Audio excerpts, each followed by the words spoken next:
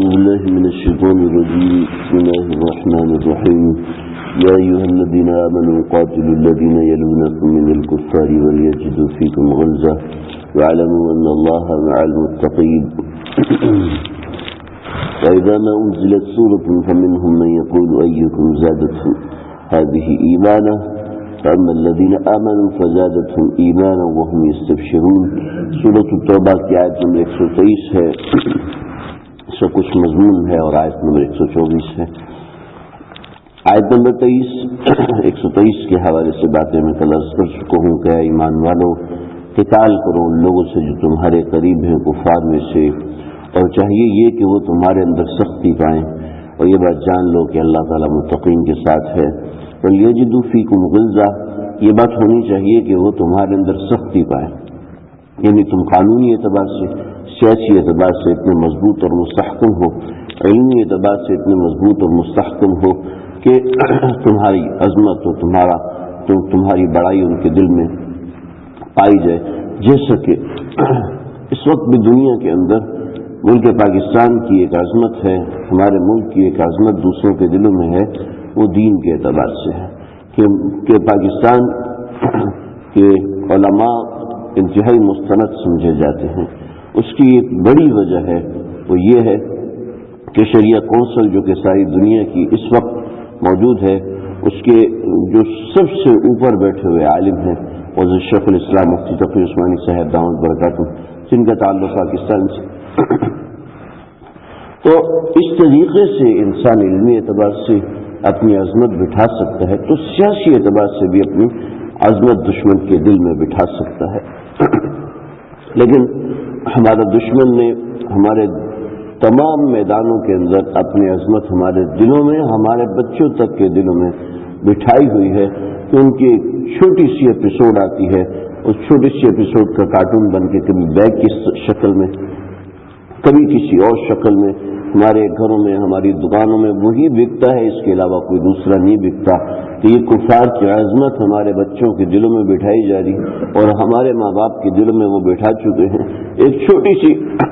اس وجہ سے۔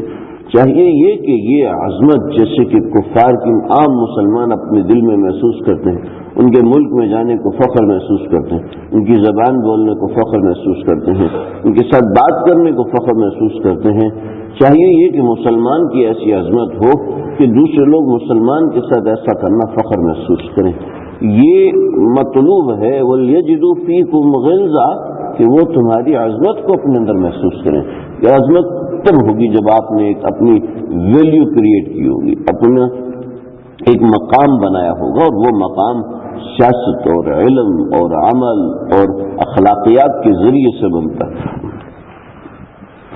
صرف معاشرتی طور پر نہیں بلکہ بین الاقوامی سطح پر بھی یہی ہوتا ہے۔ ہاں ایک بات یہ، دوسری بات وَلْيَجِدُوا فِيكُمْ غِلظَةً کے اندر سختی کا ذکر ہے، تو سمجھ لیں سیاسیات ایک اور چیز ہے اور ملکی معاملات یہ ایک اور چیز ہے، تبلیغ اور ابلاغ یہ ایک اور چیز ہے،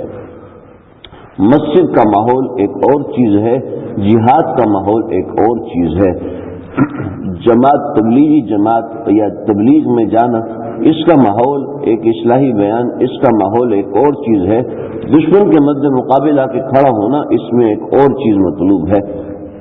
تو اس سے اس کو خلط ملط نہ کریں کہ اللہ کے نبی نے تو دشمن کو مسجد کے اندر پناہ دی تھی، تو اس سے وہ برائے تبلیغ تھا، اور دشمن سے جب مقابلہ کیا تو وہ برائے جہاد تھا۔ دشمن کے جب مقابل آئیں تو وہاں پر عظمت مطلوب ہے، وہاں پر سختی مطلوب ہے۔ چنانچہ آپ صلی اللہ علیہ وسلم نے رجزیہ اشعار پڑھے، انا النبی لا کذب، انا النبی لا کذب، انا ابن عبد المطلب۔ آپ نے رجزیہ اشعار پڑھتے ہوئے میں فلاں ہوں، میں فلاں ہوں، اور قد سمتنی امی حیدرا، اور وانی قد سمتنی امی حیدرا کلیسی غابات کریہ المنظرہ، حضرت علی رضی اللہ عنہ کے رجزیہ اشعار ہیں، اور حضرت خالد بن ولید اور دیگر صحابہ ہر ایک کے اپنے رجزیہ اشعار ہوتے تھے، یعنی کہ فخر بتانے والے اشعار ہوتے تھے، یعنی کہ ان کو پتہ چلے کہ تم کس کے مقابلے میں، تم جس کے مقابلے میں آؤ کوئی معمولی آدمی نہیں ہے، اس نے اتنوں کو مارا، اس نے یہ کیا، اس نے وہ کیا، کہ انی وقد سمتنی امی حیدرا، میری ماں نے تو میرا نام شیر رکھا تھا، کلی سی غابات کری ہل منظرا، وہ جب کسی کو ذبح کرتا ہے تو اس کا منظر بڑا خطرناک ہوتا ہے کہ ماؤں کے حمل گر جاتے ہیں جس وقت وہ کسی مرد مقابل کو پچھاڑتا ہے۔ تو یہ فخری اشعار یہ دشمن کے مقابلے میں ہونے چاہیے۔ اور دوسری طرف اللہ کے نبی دشمن اگر اوپر کچرا بھی پھینک رہے تو اللہ کے نبی دعا دے رہے ہیں۔ ابو جہل دروازے سے آ کے دھتکار رہے، اللہ کے نبی دعا دے رہے ہیں۔ تو ایسے بے شمار چیزیں ہیں۔ تو یجد فیکم غلظہ، یہ ہر موقع کے لیے نہیں، ہر موقع پر اللہ نے مختلف کیفیت بتائی ہے کہ ماں باپ کے تو پاؤں پکڑ لینے، لیکن ہر ایک کی پاؤں پکڑے گا تو یہ غلط ہے۔ اور لیکن وہاں پر من تواضع للہ رفعہ اللہ، وہاں تواضع ہونا ضروری ہے، وہ مد مقابل نہیں۔ اور جب دشمن سامنے آئے تو ولیجدوا فیکم غلظہ، چاہیے یہ کہ تمہارے اندر غصہ ہو، تمہارے اندر غضب ہو، تمہارے اندر مقابلے کی سخت ہو، تم ان کو آنکھیں دکھاؤ کہ دیکھو ہم یہ ٹریننگ کر رہے ہیں، دیکھو ہم اپنے فوجیوں کو یوں تیار کر رہے ہیں۔ ایسا نہ ہو کہ ان کی عظمت ہمارے دلوں میں ہو، اور جیسے کہ آج بڑی طریقے سے بٹھائی جا رہی ہے کہ ویلفیئر کا کام کرتے ہیں، کیونکہ مسلمانوں کا مزاج ہے ویلفیئر کا کام کرنا، تو مسلمان اس کو اچھا سمجھتے ہیں جو ویلفیئر کا کام کرتا ہے۔ چنانچہ ایسے ہیروز پیدا کیے جاتے ہیں جو کہ ویلفیئر کا کام کر کے لوگوں کو دکھاتے ہیں، پھر وہ کبھی کسی شکل میں کبھی کسی شکل میں ہمارے جیومیٹری باکس کے اوپر، ہماری کتابوں کے اوپر، ہمارے بیگز کے اوپر، اور پھر ہمارے بچوں کے پسندیدہ کارٹونز وہ بن جاتے ہیں، ہمارے نوجوانوں کی پسندیدہ موویز وہ بن جاتی ہیں، پھر ان کو وائرل کیا جاتا ہے اور تباہی مچا دی جاتی ہے مسلمانوں کے ایمان میں۔ وہ 3-3 4-4 گھنٹے تو ان چیزوں میں لگا دیتے ہیں، لیکن 4 منٹ کی نماز پڑھنا ان کے لیے بڑا مشکل ہو جاتا ہے۔ تو اس لیے کہ ان کی عظمت جب بیٹھی ہوتی ہے، جب مسجد کی عظمت نہیں ہوگی، جب اللہ کے نام کی عظمت نہیں ہوگی، تو انسان ایسے ہی تباہی کی طرف جاتا ہے۔ ہمارا معاشرہ ایسے جاتا ہوا نظر آ رہا ہے۔ کوئی ان الفاظ کے دائرے میں غور کر کے دیکھے، بات بڑی واضح ہے، ہمارے اکابرین نے لکھا ہے اور اس وقت کے مفکرین نے یہ باتیں درج کی ہیں، اور یہ حقائق سے تعلق رکھنے والی باتیں ہیں کہ حالات حاضرہ کی کیا ہے مجھے اس کی اتنی تحقیق نہیں ہے، لیکن ہمارے اس وقت کے اکابرین یہی بات فرماتے ہیں، میں تو ان کی بات بس نقل کرنے والا ہوں۔ وَإِذَا مَا أُنزِلَتْ سُورَةٌ مِّنْهُ، اور جب کوئی سورت نازل ہوتی ہے، اگلی آیت نمبر 124 ہے، جب کوئی سورت نازل ہوتی ہے فَمِنْهُم مَّن يَقُولُ أَيُّكُمْ زَادَتْهُ هَٰذِهِ إِيمَانًا، کہ وہ کہتے ہیں کہ تم میں سے کون ہے کہ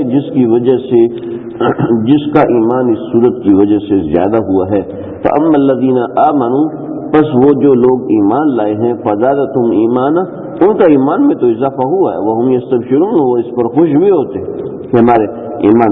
ایمان میں اضافہ ہوا ہے۔ اور فَأَمَّا الَّذِينَ فِي قُلُوبِهِم مَرَضٌ، اور وہ لوگ جن کے دلوں میں بیماری ہے، فَزَادَتْهُمْ رِجْسًا، ان کی گندگی میں اضافہ ہوتا ہے، اِلَىٰ رِجْسِهِمْ، پہلی گندگی کے ساتھ اور مزید گندگی مل جاتی ہے، وَمَاتُوا، اور وہ اس حالت میں مرتے ہیں کہ وہ کافرون، کہ وہ کافر ہوتے ہیں۔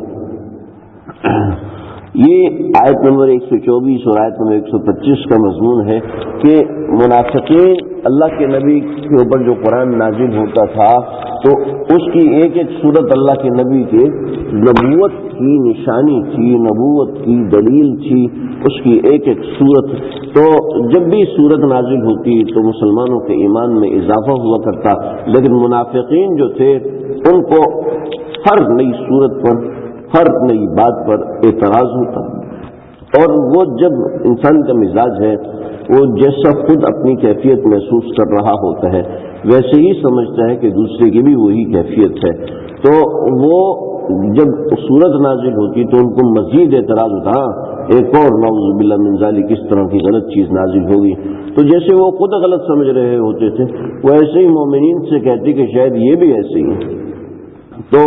پھر وہ ایسی بات کرتے ہیں۔ وَإِذَا مَا أُنزِلَتْ سُورَةٌ، جب کوئی سورت نازل ہوتی فَمِنْهُم مَّن يَقُولُ، تو ان میں سے کچھ ایسے لوگ بھی تھے جو کہتے أَيُّكُمْ زَادَتْهُ هَٰذِهِ إِيمَانًا، کہ کس کا ایمان ہے جو اس آیت سے بڑھ گیا، ان کسی کا بھی نہیں، ایک طرح سے مذاق اڑانا تو اللہ جواب دیتے ہیں ان کو جواب دو کہ فَأَمَّا الَّذِينَ آمَنُوا فَزَادَتْهُمْ إِيمَانًا، جو ایمان والے ہیں ان کا ایمان میں اضافہ بھی ہوا اور وہ اس اضافے پر خوش بھی ہو رہے ہیں، وہ خوش بھی ہو رہے ہیں اس ایمان کے اضافے پر۔ فَأَمَّا الَّذِينَ فِي قُلُوبِهِم مَرَضٌ، لیکن وہ لوگ جن کے دلوں میں بیماری ہے تو وہ اپنے جیسے دوسروں کو نہ سمجھے، فَزَادَتْهُمْ رِجْسًا إِلَىٰ رِجْسِهِمْ، ان کی گندگی میں مزید گندگی آ کے مل جاتی ہے، اضافہ ہوتا ہے۔ وَمَاتُوا وَهُمْ كَافِرُونَ، اور جب وہ مریں گے تو اس وقت وہ کافر ہوں گے۔ یہ بات سمجھے۔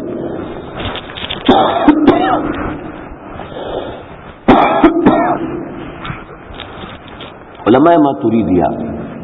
یعنی کہ وہ لوگ جنہوں نے عقائد کو ترتیب دیا تھا، وہی عقائد آج ہمارے بھی ہیں، وہی عقائد آج ساری دنیا کے ہیں، چاہے کوئی بھی ہے۔ دو چار چیزوں میں فرق آ جاتا ہے، جیسے کہ ساری دنیا میں چاہے شافعی ہے، چاہے مالکی ہے، چاہے حنبلی ہے، ایک صاحب ایسے بھی حرم میں دیکھیں گے، ایک صاحب نہیں کئی جماعتیں ایسی حرم میں دیکھے گی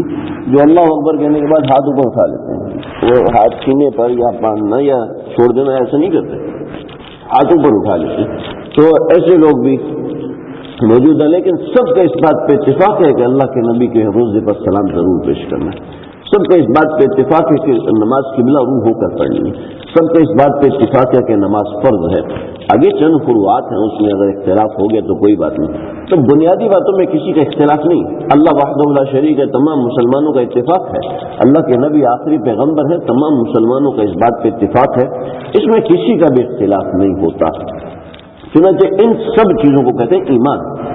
اس میں دو چار چیزوں میں اگر اختلاف ہو بھی گیا ہے امت کا تو اس میں کوئی بڑی بات نہیں ہے، تو بنیادی باتوں پہ سب کا ایمان ہوتا ہے۔ اور